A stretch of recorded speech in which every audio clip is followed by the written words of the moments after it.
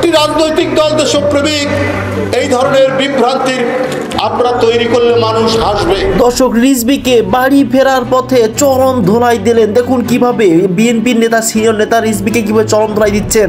তিনি রিসেন্টলি জামাত এবং বিএনপি সম্পর্কে বিভিন্ন ধরনের বিভ্রান্তমূলক কথাবার্তা, একদম কাউয়া কাদের মতো কথা বলেই যেন নিজেই নিজের বিপদ টেনে এনেছেন। দেখুন কি অবস্থা হবে আজকে। হামলার শিকার হয়েছে বিএনপির ভাইস চেয়ারম্যান শামসুজ্জামান দুদু। গতরাতে উপজেলার নাজিরাবাড়ি এলাকায় ঘটনা ঘটেছে। পুলিশ জানায় হামলায় তাদের 3টি গাড়িও ভাঙচুর করা হয়েছে।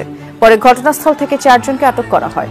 5 আগস্টের পর আলাদা চরিত্র স্পষ্ট হচ্ছে বিএনপি এবং জামায়াতের। আক্রমণে বিদ্ধ করছে একে অপরকে। আমাদের কিছু কিছু সহকর্মীর মনে 5 তারিখের পরে একটি অদ্ভুত নতুন একটি অনুভূতি এসছে। কি মনে হচ্ছে যে আমরা বোধহয় সরকার গঠন করে ফেলেছি। প্রিয় সহকর্মী মিলে, আমরা সরকার গঠন করিনি, আমরা এখনো বিরোধী দলই আছে, বিরোধী দলেই আমরা অবস্থান করছি, বা আমরা অন্তত যাই হোক সরকারি দলে আমরা নেই বা সরকারে আমরা নেই। আমাদের যে সকল সহকর্মী এরকম ভুল উপলব্ধি করছেন। প্রবাস থেকে মেজর জিয়াউর রহমানের পুত্র তারেক জিয়া তিনি বার্তা দিলেন যে তাদের সিনিয়র নেতা দুদু মিয়া এবং রিজভী তাদেরকে দল থেকে বহিষ্কার করা হবে। তারপরে মিজানুর রহমান আজারের পক্ষ নিলেন। কিন্তু এরকম একটি বার্তা দেখার জন্যই যেন অপেক্ষায় ছিলেন দেশের মানুষ। এবার এটাই দেখার পালা যে কি ঘটনা ঘটলো, কেন তাকে এরকম একটি উত্তম মাধ্যম দেওয়ার ব্যবস্থাও করে দিল, এবং তারেক রহমান কেন মিজানুর রহমানের পক্ষ নিয়ে কথা বলেন। তিনি বললেন যে দেশে থাকলে আজারই থাকবে, রিজভী নয়। এরকম একটি কথা কেন চলে আসলো? সন্দীপাস, চলুন সরাসরি আমরা তার কথাগুলো শুনলে আমরা বুঝতে পারবো আসল ঘটনা কি ঘটেছে। দেশের একটা ভয়াবহ অবস্থা তৈরি করতেছে, এটাই বলছেন তিনি। চলুন সরাসরি আমরা স্ক্রিনে চলে যাবো। নাটকের সম্পূর্ণ ভিডিওটি ওখানে দেখুন, এবং চ্যানেলে যদি নতুন হয়ে থাকেন তাহলে অবশ্যই সাবস্ক্রাইব করুন। চলুন ভিডিওটি দেখুন। মিজানুর রহমান আজহারী তিনি টাকার বিনিময়ে তার বিভিন্ন অঞ্চলে গিয়ে তিনি ওয়াজ করেন, ভালো কথা। কিন্তু টাকার বিনিময়ে আপনি একটি দলকে হেয় প্রতিপন্ন করবেন, একটি দলের পক্ষে আপনি সাফাই গাবেন, এইটা তো বাংলাদেশের মানুষ আপনার কাছ থেকে আশা করে নাই। আরেকদিন পত্রিকায় দেখলাম ইসলামিক দলের একজন নেতা তারা ইসলামী ব্যাংকে নাকি দখল করে নাই বলছে। ইসলামী ব্যাংক তো দখল করা ইতিমধ্যে হয়ে গেছে। আপনারা দখলের নামে আবার কোনো কিছু হলেই বিএনপি চাঁদাবাজি করছে, দখলদারি করছে। আরে ভাই, আপনি এসব প্রমাণ করে দেখান যে বিএনপি কোথাও চাঁদাবাজি বা দখলদারি করছে। এটা আপনাদের বানানো একটি খেলা, আমরা এটা বুঝি। আমি দৃঢ়ভাবে বলতে চাই, বিএনপির ভারপ্রাপ্ত চেয়ারম্যান জনাব তারেক রহমানের নেতৃত্বে বাংলাদেশে কোন বিএনপির কোন নেতা কোন চাঁদাবাজি, দখলদারি, লুটতরাজ করার কোনো সুযোগ নাই। যদি করে, আমি আমিনুল না, বাংলাদেশের বহু মানুষ আছে এই রকম যারা এই ধরনের কার্যক্রমের সাথে জড়িত থাকবে। বাংলাদেশের জনগণের যে প্রত্যাশা, যে চাওয়া, আমরা সেটা মাথা পেতে নিব।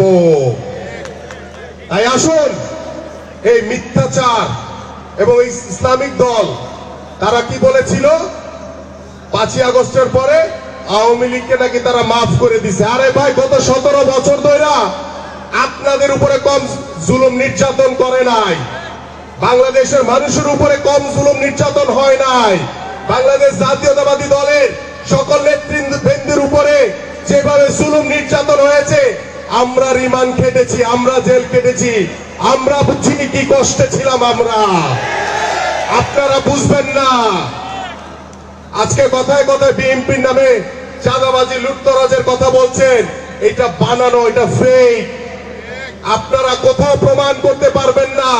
এবং আমরা কিছু কিছু জায়গায়, আপনারা ইতিমধ্যে অবগত আছেন, আমাদের বাংলাদেশে এখন কিন্তু আওয়ামী লীগ আর নাই, সবাই বিএনপি হয়ে গেছে। বিএনপি হয়ে গেছে না সবাই? কেউ বলে যে ভাই আমি আওয়ামী লীগ করি? বলে না, সবাই বিএনপি হয়ে গেছে। ওই নব্য বিএনপি কিছু কিছু জায়গায় চাঁদাবাজি করছে, লুটতরাজ করছে। দোষ দিচ্ছে কাদের? বিএনপির উপরে।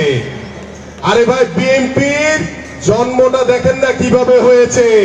শহীদ রাষ্ট্রপতি জিয়াউর রহমান তিনি মাত্র 4 বছর স্বল্প সময় বাংলাদেশের দায়িত্ব ভার গ্রহণ করেছিলেন। সেই স্বল্প সময়ের ভিতরে বেশি বাংলাদেশে কেউ প্রধানমন্ত্রী হতে পারবেন না। কে বলেছেন? বিএনপির ভারপ্রাপ্ত চেয়ারম্যান জনাব তারেক রহমান। তিনি কি বলেছেন? বাংলাদেশের যে অর্থনৈতিক যে সংকটের মুখে আছে সেই অর্থনীতিকে আরো সমৃদ্ধিশালী করার জন্য বিভিন্ন পরিকল্পনা গ্রহণ করবেন।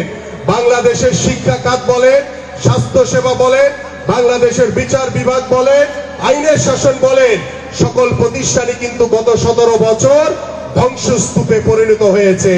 সেই ধ্বংসস্তূপ থেকে টেনে তোলার জন্য আমাদের মাননীয় ভারপ্রাপ্ত চেয়ারম্যান 31 দফার কর্মসূচি দিয়েছে এবং এটার সকল রাষ্ট্র মেরামতের সকল সংস্কার এই সংস্কারের ভিতরে রূপরেখার ভিতরে রয়েছে।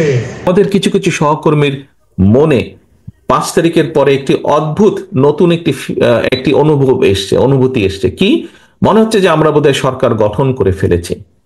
প্রিয় সহকর্মীবৃন্দ, আমরা সরকার গঠন করিনি, আমরা এখনো বিরোধী দলই আছে, বিরোধী দলেই আমরা অবস্থান করছি, বা আমরা অন্তত যাই হোক সরকারি দলে আমরা নেই বা সরকারে আমরা নেই। আমাদের যে সকল সহকর্মী এরকম ভুল উপলব্ধি করছেন তাদের বিভিন্ন আচরণের জন্য বিভিন্নভাবে বিভিন্ন জায়গায় দল ক্ষতিগ্রস্ত হচ্ছে, দলের ইমেজ ক্ষতিগ্রস্ত হচ্ছে। প্রিয় সহকর্মীবৃন্দ, এর ভিতরে চট্টগ্রামেও কিছু কিছু ঘটনা ঘটেছে। আমি কঠোরভাবে আপনাদেরকে আজকে আপনাদের নেতা হিসেবে নির্দেশনা দিতে চাই, আপনাদের সহকর্মী হিসেবে আপনাদের কাছে বিনীত অনুরোধ করে বলতে চাই, দেখুন আপনারা এখানে প্রত্যেকটি উপস্থিত 859 জন প্রত্যেকটি মানুষ, আপনারা এক একজন বিএনপির প্রতিনিধি, আপনারা এক একজন কিন্তু বিএনপির প্রতিনিধি। আপনার এলাকায় আপনার যেখানে আপনি থাকেন, যেই যতটুকু জায়গা নিয়ে আপনার পরিচিতি, আপনাকে প্রত্যেকটা মানুষ আপনাকে চেনে বিএনপির একজন কর্মী বা বিএনপির একজন নেতা হিসেবে। হলেন আপনি বিএনপির, হলেন আপনি যুব দল, স্বেচ্ছাসেবক, ছাত্র দল, শ্রমিক দল, তাঁতি দল, যেটাই হন না কেন, এন্ড অফ দ্য ডে আপনাকে মানুষ, আপনার যদি নাম হয়ে থাকে এরশাদুল্লাহ, আপনাকে ও বিএনপির এরশাদুল্লাহ, আচ্ছা, এইভাবে আপনাকে কিন্তু মানুষ চিনে। ও নাজিম, ও বিএনপির নাজিম, আচ্ছা, এইভাবে কিন্তু মানুষ আপনাকে চেনে। অর্থাৎ আপনি পরিচিত বিএনপির প্রতিনিধি হিসাবে। প্রিয় সহকর্মীবৃন্দ, আপনি যখন আপনার নিকট আত্মীয় স্বজনের বাসায় যান, আপনি নিশ্চয়ই আপনার চলাফেরা, কথাবার্তা, উঠা বসাতে এমন কিছুর পরিচয় দেন যাতে সেই আত্মীয়র মনে আপনার সম্পর্কে কোনো নেগেটিভ ধারণা না হয়। এটি নর্মালি আমরা করি না, এটি নেগেটিভ ধারণা না হয়।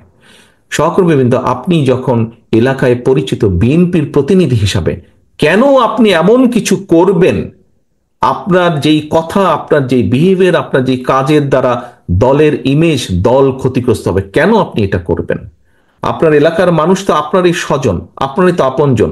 দুদিন পরে যখন ভোট হবে ইনশাল্লাহ, সেই ভোটের সময় তো আপনি ধানের শীষের পক্ষে ভোট করতে যাবেন। আপনি কোন মুখে তাদের কাছে ভোট চাইবেন? আজকে যদি এমন কোনো বিতর্কিত কথা বা বিতর্কিত কাজ আপনি করে থাকেন, তখন তো সে আপনাকে উল্টা ইনসাল্ট করবে যে ওই দিন এই কাজ করেছিল না, কেন এখন আসছে ভোট চাইতে আমার কাছে? এই কথা আপনাকে শুনতে হবে। আমাদের পক্ষে সম্ভব না, আমরা বিশ্বাস করি না দামি নির্বাচনে, আমরা বিশ্বাস করি না নিশিরাতের নির্বাচনে, আমরা বিশ্বাস করি না ব্যালট চুরির নির্বাচনে। আমরা বিশ্বাস করি জনগণের কাতারে। একজন নোয়াখালীর একজন বোন বলেছেন কিভাবে এই দেশের মা বোনেরা বিএনপিকে ভোট দেয়। আমরা সেই ভোটে বিশ্বাস করি যেখানে মানুষ লাইনে দাঁড়িয়ে নিরাপত্তার সাথে স্বচ্ছভাবে, স্বাধীনভাবে, মুক্তভাবে, ভয়হীনভাবে ভোট দিয়ে যাবে। আমরা সেই নীতিতে বিশ্বাস করি এবং সেটি যদি অর্জন করতে হয়, আপনাদেরকে আজকে কিন্তু অনেক কিছুর পরিবর্তন করতে হবে। উঠা বসা, চলাফেরা, কথাবার্তা আপনাদের পরিবর্তিত করতে হবে আপনাদের নিজেদের। বারে বারে আমি বলছি, জনগণকে সাথে রাখুন, জনগণের সঙ্গে রাখুন। সহকর্মীবৃন্দ, আপনি ক্ষমতায় যাবেন না, এখানে উপস্থিত মানুষ একটি মানুষও ক্ষমতায় যাবেন না। আপনারা মানুষের সমর্থন পেলে ইনশাল্লাহ দেশ পরিচালনার সুযোগ পাবেন, দেশ পরিচালনার সুযোগ পাবেন। মানুষ আপনাদেরকে ক্ষমতা দেবে না, আপনাদেরকে দেশ পরিচালনার সুযোগ দেবে। দুটোর মধ্যে পার্থক্য আছে। ক্ষমতায় ছিল পলাতক স্বৈরাচার, পার্থক্যটা বুঝতে হবে। ক্ষমতায় ছিল পলাতক স্বৈরাচার, ক্ষমতা ছাড়া কিচ্ছু বুঝতো না বলেই দেশের মানুষের জন্য কোনো কাজ করেনি। আপনাদের আজকে যে বিভিন্ন অভিযোগ যে তাদের আমলে জলাবদ্ধতা হয়েছে, ট্রাফিক জ্যাম হয়েছে, এই হয়েছে, শিক্ষা ব্যবস্থা ধ্বংস হয়ে গেছে, সংস্কৃতি ধ্বংস হয়েছে, কেন এই কথাগুলো আপনারা বলছেন?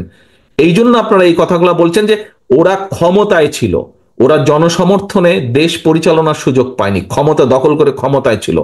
আমরা দেশ পরিচালনার সুযোগ পেতে চাই জনগণের সমর্থন নিয়ে, এবং সেই জন্যই দেশ পরিচালনার যদি সুযোগ পেতে চান, দেশ পরিচালনা যদি করতে চান, তাহলে নিজেকে সেইভাবে গড়ে তুলতে হবে। নিজের প্রতি মানুষের সেই সমর্থন, আস্থা অর্জন করতে হবে। সহকর্মীবৃন্দ, আস্থা অর্জন করতে হলে নিজেকে ধীর করতে হবে, নিজের মধ্যে উপলব্ধি আনতে হবে, নিজের পার্সোনালিটি চেঞ্জ করতে হবে, কথাবার্তা চলন বলন চেঞ্জ। দর্শক, মিজানুর রহমান আজহারীর পিছে যদিও লেগেছেন বিভিন্ন নেতাকর্মী, তারা যেন নিজের পায়ে নিজে কুড়াল মারতেছেন। কেননা মিজানুর রহমান আজহারী তিনি বাংলাদেশের প্রখ্যাত একজন আলেম এবং তিনি যে পরিমাণের জনপ্রিয়তা বাংলাদেশের মধ্যে রয়েছেন সেটা তাদেরও নেই, এটাই বলছেন বিভিন্ন জন। তারা বিভিন্ন জায়গায় যদি ময়দানে যায় সেখানে 100 মানুষ খুঁজে পাওয়া দুষ্কর হয়ে যাবে, কিন্তু মিজানুর রহমান আজহারীর মাহফিলে 15 লক্ষেরও বেশি মানুষ হয়। সেহেতু তার ব্যাপারে এরকম করে কথাবার্তা বলে বিএনপি নেতারা নিজেরাই নিজের ইমেজ নষ্ট করতেছে, তাদের ভাবমূর্তি নষ্ট করছেন। এই ব্যাপারটাই বলছেন নেটিজনরা। সন্দীপ, এই ব্যাপার করে আপনাদের কি মন্তব্য? কারা কারা মিজানুর রহমান আজহারীকে ভালোবাসেন অবশ্যই আমাদের কর্মসূচি লিখে দেন যে আমি মিজানুর রহমান আজহারীকে ভালোবাসি। আজকে ভিডিও পর্যন্তই। চ্যানেল নতুন সাবস্ক্রাইব করুন, বন্ধুদের পাশে থাকুন। আল্লাহ হাফেজ।